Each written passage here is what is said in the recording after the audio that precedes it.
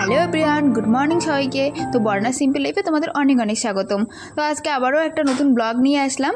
তোমরা সবাই কিন্তু ব্লগটা দেখবে স্কিপ না করে।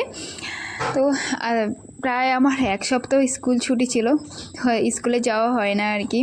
আজকে তো স্কুল যেতেই হবে, স্কুল ছুটি কামাই আমার শেষ। তো সকাল সকাল স্নান করা আমার কমপ্লিট, তো স্নান করে পুজোটা করে নিলাম। তো এখন কিছু খেয়ে স্কুলের জন্য রেডি হব। তো তার আগে তোমাদের সাথে একটু বক বক করতে আসলাম আর কি।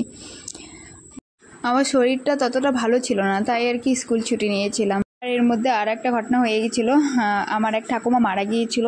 তার জন্য আমাদের তো কিছু খাওয়া যায় না, বলতে একবার শুধু আলু সেদ্ধ ভাত খেতে হয় আর ফলমূল খেয়ে থাকতে হয়। তার জন্য আবারও শরীরটা বেশি খারাপ হয়ে গেছিলো।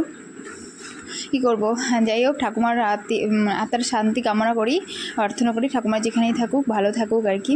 তো কালকেই আমাদের ওষুধ কাটবে আর কি, তারপরে আমরা সব কিছু খেতে পারবো 13 দিন।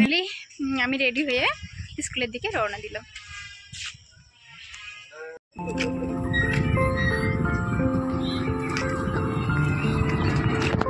আমাদের এদিকে একদম বন্যা উঠে গেছে, বন্যা, জল থই থই, চারিদিকে জল থই থই।